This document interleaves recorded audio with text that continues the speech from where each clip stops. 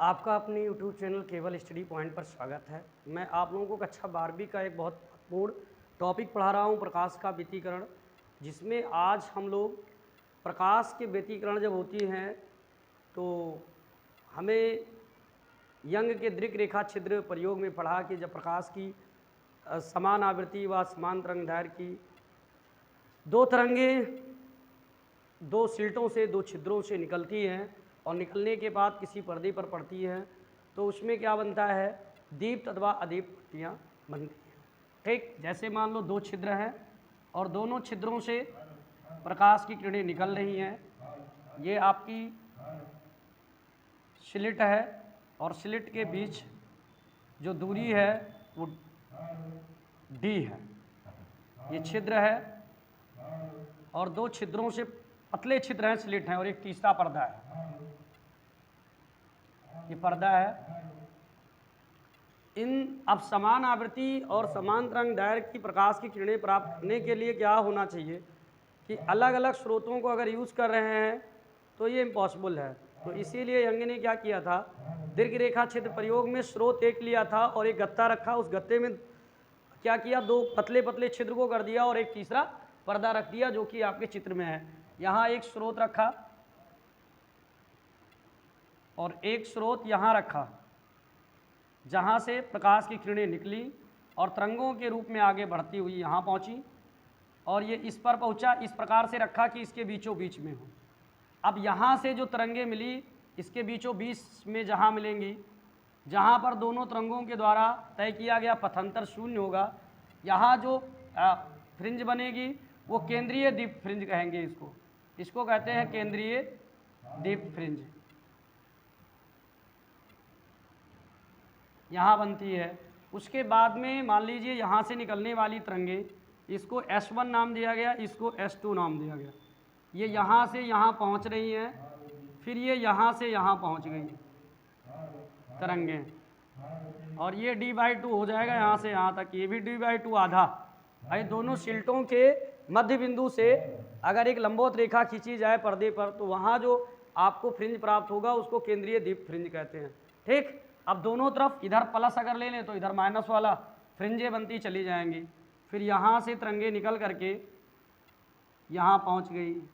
ठीक, अब हम लोगों को ये नहीं पता है कि यहाँ दीप्त बन रहा है कि अदीप्त। मान लीजिए यहाँ से जो यहाँ तक की दूरी है वो x है। ठीक, क्या है, इसको केंद्रीय दीप्त फ्रिंज है, ये बनेगी केंद्रीय दीप्त फ्रिंज।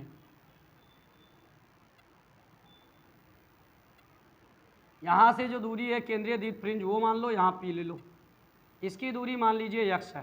ठीक, अब अगर इसको यहाँ से मिलाया जाए और तथा ये स्लिट तथा पर्दों के बीच की दूरी कैपिटल D है,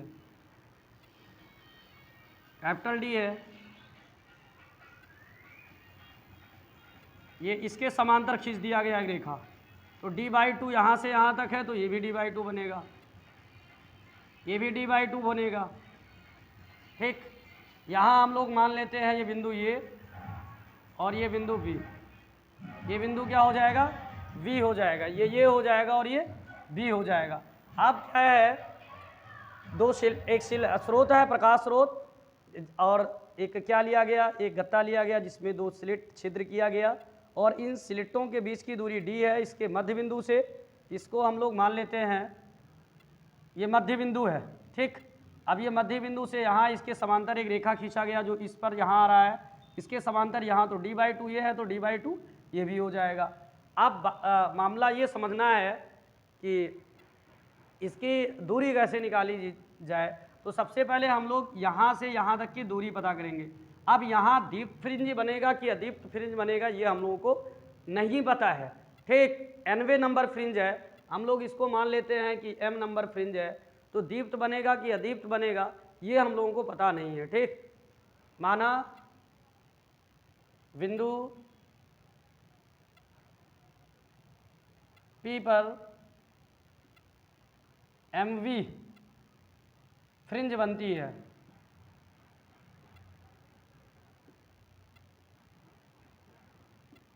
यदि फ्रिंज दीप्त है, ये फ्रिंज दोनों हो सकती है, MV फ्रिंज जो है वो दीप्त भी हो सकती है और अदीप्त भी। अगर ये दीप्त भी हो सकती है और अदीप्त भी। अगर ये दीप्त बनेगी तो पथांतर होगा n लैम्डा, अगर अदीप्त बनेगी तो क्या बनेगा 2n-1। ये अगर अदीप्त बनेगी तो 2n-1 इंटू λ/2। ठीक, जो पथांतर होगा ये क्या है हमारा, ये पथांतर है, ये दोनों क्या है पथांतर है। n लैम्डा जो है प्लस माइनस भी लगा सकते हैं, लेकिन प्लस हम केवल ले रहे हैं क्योंकि प्लस दिशा में है। और जो हमारी अदीप्त अगर बनेगी तो उसके लिए पथांतर क्या बनेगा 2n-1 λ/2, ये हमारा पथांतर है। अब पथ में अंतर, इसके लंबवत दूरी ऐसे खींच लो यहाँ तक। मान लीजिए कि यहाँ बिंदु यम है, आप कुछ भी मान सकते हो, तो यम है तो ये पथांतर होगा। अगर इससे लंबवत दूरी खींच लिया जाए तो ये आपकी S1P और MP जो है वो समान मानी जाएगी। तो जो पथांतर बनेगा वो S2M बनेगा। क्या बनेगा S2M बनेगा। जो भी पथांतर बनेगा वो S2M, मतलब अगर लंबवत दूरी यहाँ से यहाँ तक खींच लिया जाए तो ये दोनों क्या आएंगी आपस में भाई बराबर हो जाएंगी। बराबर हो जाएंगी तो इतना पथांतर का मतलब दोनों व्यवों, दोनों तरंगे जब चल रही हैं तो कौन ज़्यादा तय किया और कितना ज़्यादा तय किया, उसी को हम लोग बोलते हैं पथ में अंतर अर्थात पथांतर। तो ये वाली यहाँ से जा रही है, वैसे दिख रहा है कि ये ज़्यादा दूरी तय की है ना, तो कितना तय की है S2M। अब क्या है हमारे पास दो समकोण त्रिभुज है। अगर देखो ये पूरा दूरी यहाँ से यहाँ तक x है, क्या है x है, तो यहाँ से ये कितनी दूरी हो जाएगी, यहाँ से यहाँ तक भाई ये घट जाएगी AP हो जाएगी हमारी x-d/2। और जो हमारी BP हो जाएगी यहाँ से यहाँ तक तो d/2 जुड़ जाएगी, तो BP हो जाएगी x, यहाँ से यहाँ तक x है। मान लीजिए MB नंबर पर है, फ्रिंज जो है क्या है MB, हमने MB लिखा है ना, MB फ्रिंज बनती है P पर। भाई 2 नंबर 3 नंबर 4 नंबर 5 नंबर कुछ भी बन सकती है। अब क्या करेंगे हम लोग, BP x+d/2 होगा। समकोण त्रिभुज इसमें देखते हैं S1AP में, समकोण त्रिभुज S1AP में पाइथागोरस प्रमेय से, पाइथागोरस प्रमेय से कर्ण का स्क्वायर, तो कर्ण क्या S1P का स्क्वायर इक्वल टू S1A का स्क्वायर प्लस आप जानते हैं AP का स्क्वायर। भाई समकोण त्रिभुज में क्या है, कर्ण का स्क्वायर शेष दो भुजा, तो समकोण त्रिभुज S1A और P अगर लेंगे तो आपकी ये कर्ण बनेगी, S1A आपकी आधार बनेगी, AP आपकी लंब बन जाएगी। तो ये आपका बन जाएगा S1P का होल स्क्वायर इक्वल टू क्या बनेगा हमारे पास, ये यहाँ से यहाँ तक की दूरी जो S1A है वो है D, तो D का स्क्वायर प्लस AP क्या है, AP हमारे पास जो है A से लेकर P तक, AP यहाँ देखिए x-d/2 का होल स्क्वायर। ये हो गया इक्वेशन फर्स्ट। अब समकोण त्रिभुज इसी प्रकार इसमें देखेंगे S2BP में, समकोण त्रिभुज S2BP में, इसमें अगर हम लोग देख रहे हैं तो इसमें भी पाइथागोरस प्रमेय लगेगा। तो ये कर्ण क्या बनेगा, S2 से लेकर के P तक कर्ण बनेगा। S2P का स्क्वायर आपकी आधार क्या बनेगी, यहाँ से लेकर के यहाँ तक S2B प्लस आपकी लंब क्या बनेगी B से P तक। अब S2P का स्क्वायर फिर S2B जो है D है प्लस जो है BP का स्क्वायर, तो BP क्या है आपके पास x+d/2, d/2 बढ़ रहा है ना, ये इक्वेशन 2 हो गया।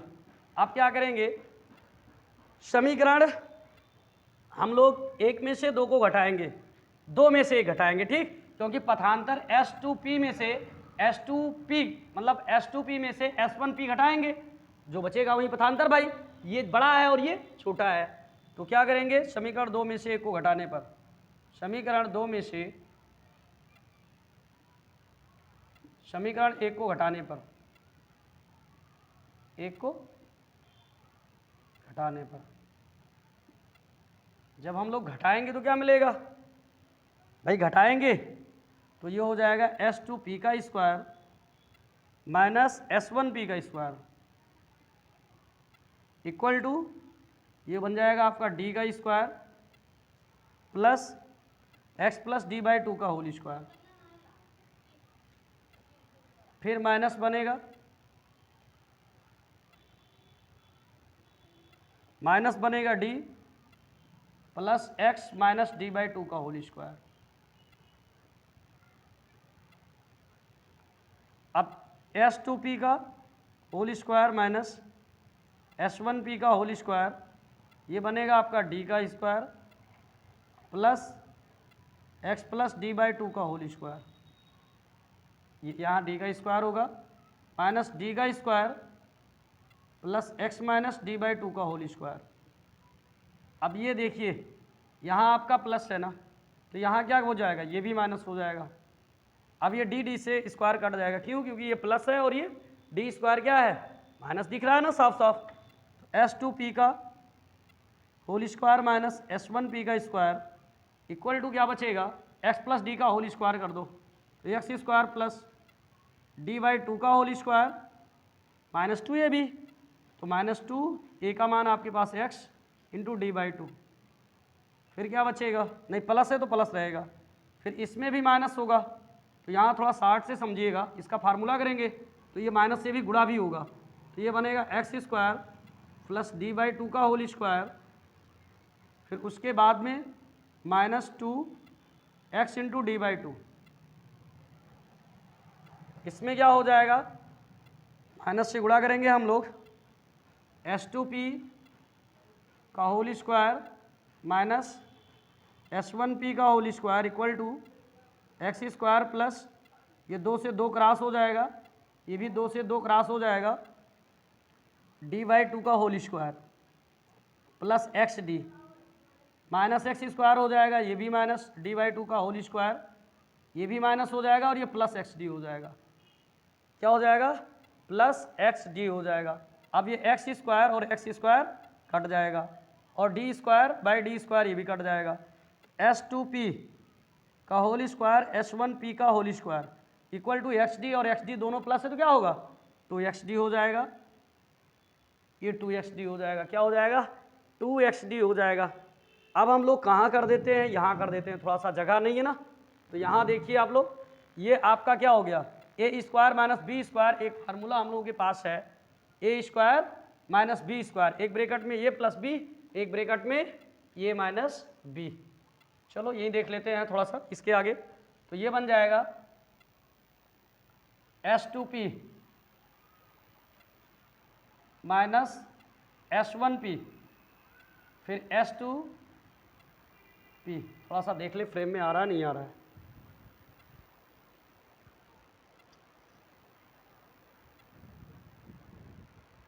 आ तो रहा है, अच्छा इधर देख लेते हैं,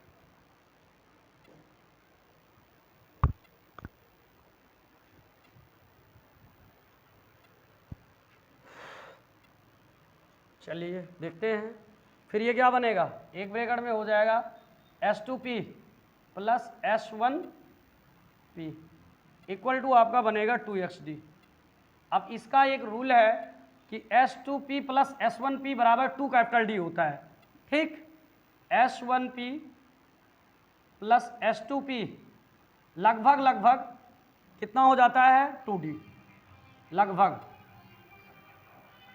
लगभग 2D हो जाता है, तो ये क्या बन जाएगा, S2P माइनस S1P, मतलब S2P से इसमें से S1P घटाएंगे तो क्या आएगा, S2m, यहाँ से यहाँ तक S2m मतलब पथांतर, S2m इक्वल टू क्या बनेगा, ये इंटू डी, भाई ये डी गुणक रूप में है ना, तो 2D equal to 2xd।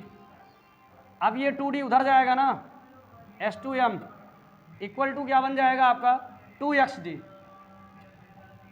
By 2D, तो क्या होगा, 2 से 2 कट जाएगा, तो हमारी पथांतर क्या आई, xd अपान कैपिटल D, ये आ गया पथांतर, क्या आ गया, S2m अपान xd, ये हमारी पथांतर आ गई। जो पथांतर है यहाँ लिख लेते हैं, जो पथांतर आई S2m equal to XD by capital D, ये हमारी पथांतर आ गई, ठीक। पथ में अंतर, अगर यहाँ डिफरेंस बन रही है बड़े ध्यान से देखेंगे। यदि क्या बनेगा बेटा, दीप्त फ्रिंज बनेगा। क्या बनेगा? दीप्त। अगर दीप्त बनेगा तो इसकी पथांतर एन लैम्डा होगी। यदि यमवी फ्रिंज दीप्त है तब पथांतर क्या होगा? N lambda. तब हम लोग क्या करेंगे? पथांतर एन लैम्डा रखेंगे अगर दीप्त है तो ये हो जाएगी n lambda equal to x D by D. तो ये हमें क्या मिलेगा? यक्स चाहिए तो ये डी से गुणा हो जाएगा, तो डी से इधर गुणा होगा तो n lambda capital D upon small D. मतलब यहाँ से लेकर के यहाँ तक की दूरी जो एम बी फ्रिंज की दूरी होगी एक्स एम, वो एन लैम्डा डी अपान क्या हो जाएगी? डी। तो अगर ये यम माने हैं तो इसको भी यम मानो या तो इसको भी एन मानेंगे। ठीक, इसको भी हम लोग एन मानेंगे। ये जो आपकी एन बी फ्रिंज है इसको एन बी कर लीजिए वरना प्रॉब्लम होगा। ये क्योंकि एन बी मतलब 1 2 3 4 5 ये क्या है? आपकी फ्रिंज ही है, तो हम लोग क्या मानेंगे? एन बी मानेंगे। एन, यहाँ एन बी फ्रिंज, एन मतलब नंबर 1 2 3 4 5 कितने नंबर पे फ्रिंज बन रही है ना वो। तो हमारी ये एक्स एन मतलब अगर ये दीप्त बनेगी तो इसकी दूरी जो होगी एम के जगह पे एन होगा। क्या बनेगी? यहाँ से यहाँ तक की दूरी अगर दीप्त फ्रिंज बन रही है तो एक्स एन बनेगा, और एक्स एन इक्वल टू क्या बनेगा? N lambda D upon small D. N क्या है? फ्रिंज की नंबर है, 1 नंबर पर, 2 नंबर पर, 3 नंबर पर, 4 नंबर पर, कितने नंबर पे है वो है। अब अगर अदीप्त बन रहा है तो अदीप्त के लिए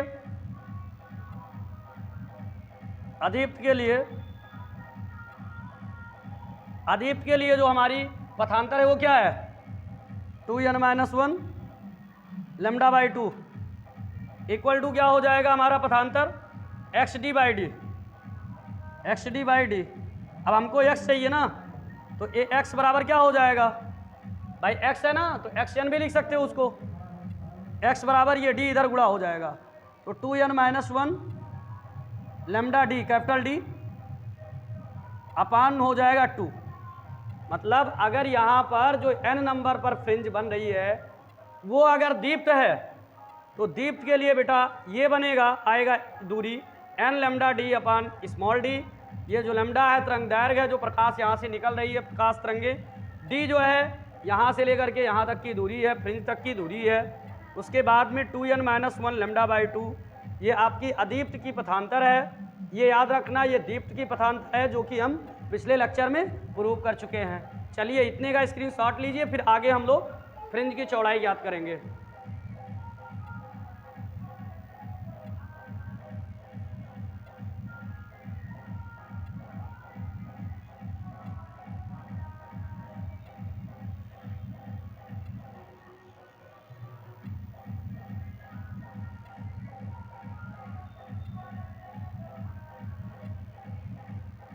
अब देखिए दीप्त के लिए जो दूरी आएगी, जो दीप्त के लिए एक्शन नापेंगे वो आएगा n lambda D upon small D.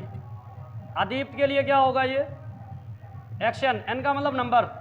अगर यहाँ दीप्त फ्रिंज बनेगी तो उसकी यहाँ से यहाँ तक की केंद्रीय फ्रिंज से जो दूरी होगी OP होगी वो action n lambda D upon D बनेगी। अगर अदीप्त बनेगी तो अदीप्त के लिए क्या होगा?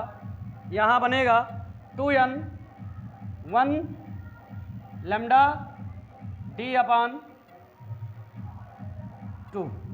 ठीक। अब जो फ्रिंज की चौड़ाई होती है, जैसे जो फ्रिंजें बनती हैं दीप्त अदीप्त, ऐसे एक दीप्त, फिर उसके बाद में मान लो यहाँ फ्रिंजें बन रही हैं तो केंद्रीय दीप्त, फिर एक अदीप्त बनेगा, फिर एक दीप्त बनेगा, ऐसे बनता जाएगा ना। तो इन्हीं दीप्त और अदीप्त फ्रिंजों की चौड़ाई ज्ञात करनी है। ठीक, कि ये क्या होगी? एक चीज़ और, जितनी चौड़ाई दीप्त फ्रिंज की होगी उतनी अदीप्त फ्रिंज की होगी।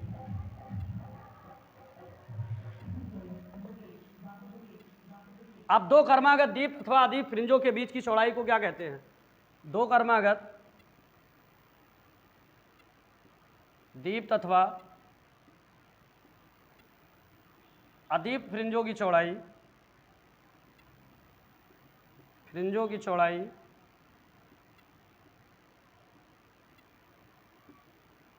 को दो कर्मागत दीप्त अथवा अदीप्त फ्रिंजों की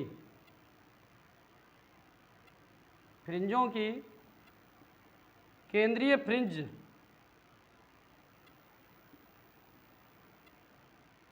फ्रिंज से दूरी का अंतर फ्रिंज की चौड़ाई कहलाता है।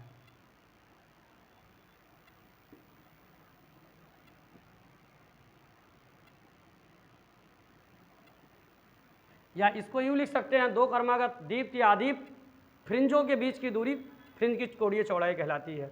दो क्रमागत दीप्त अथवा अद्वित फ्रिंजों की केंद्रीय फ्रिंज से दूरी का अंतर फ्रिंज की चौड़ाई कहलाता है। या यूँ कह सकते हैं, दो क्रमागत दीप्त अथवा अदीप्त फ्रिंजों की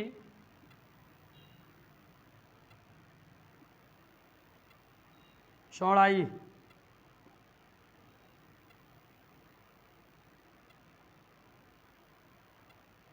फ्रिंजों के दो क्रमागत दीप्त अथवा अदीप्त फ्रिंजों के बीच की दूरी को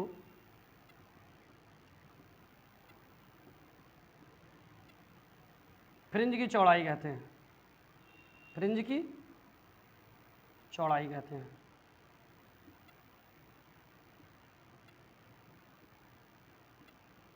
अब जैसे मान लो ये हमारी अदीप्त पट्टी है, ये केंद्रीय दीप्त है, उसके बाद में फिर अदीप्त, ये अदीप्त हो गई, समझ लो ये ब्लैक वाला, फिर आपकी क्या आ गई, ये दीप्त आ गई, ये आपकी दीप्त है, बीच वाली अदीप्त है, ये फिर दीप्त है। तो दो दीप्त के बीच ले लो दूरी, और दीप्त और अदीप्त फ्रिंज की चौड़ाई जो होगी समान होगी। ठीक। अब क्या है कि चाहे दो दीप्त फ्रिंजों के बीच की दूरी ले लो तो ये फ्रिंज की चौड़ाई आ जाएगी ना, इसको डब्लू दर्शाते हैं, दो दीप्त के बीच की। अब अगर दो अदीप्त के बीच की ले लोगे तो ये भी आ जाएगी फ्रिंज की चौड़ाई डब्लू ना, दूरी। तो ऐसा कैसे ज्ञात होगा? ऐसा ज्ञात करने के लिए मान लो यहाँ आपके पास दीप्त अदीप्त पट्टियाँ बन रही हैं ऐसे ऐसे, तो ये केंद्रीय हो गया, इसके बाद फिर दूसरी अदीप्त, फिर दीप्त, फिर अदीप्त। तो यहाँ से केंद्रीय दीप्त से किसी एक की दूरी याद कर लें कि यहाँ से मान लो ये केंद्रीय दीप्त से ये 5 सेंटीमीटर है, और इसके बाद वाली जो फ्रिंज है केंद्रीय से कितनी है, ये यहाँ से यहाँ तक की 5 है, और जो बाद वाली पट्टी है ये केंद्रीय से 6 सेंटीमीटर की दूरी, कितने पर 6 सेंटीमीटर। मतलब एक पट्टी बढ़ने से कितना बढ़ रहा है, 1 सेंटीमीटर बढ़ रहा है ना। तो क्या होगा, 6 में से हम लोग क्या करेंगे, 5 घटा लेंगे तो 1 निकल आएगा ना। फ्रिंज की चौड़ाई 1, भाई यहाँ से लेकर के यहाँ तक 5 है, और फिर यहाँ से लेकर के यहाँ तक देख रहे हैं तो 6 है। तो इसका मतलब क्या है, मतलब यही निकल रहा है कि क्या है, 1 सेंटीमीटर ज़्यादा है, तो फ्रिंज की चौड़ाई 1, मतलब बाद वाले में से पहले वाली दूरी को घटा लेंगे। ऐसे मान लीजिए कि एक 5वें नंबर पर फ्रिंज है तो और एक 6वें नंबर पर है, तो जो 6वें नंबर की फ्रिंज होगी उसमें से 5वें नंबर फ्रिंज की दूरी को घटा लेंगे, फिर निकल आएगा ना फ्रिंज की चौड़ाई। चलिए देखिए, फ्रिंज की चौड़ाई को W से डिनोट करते हैं।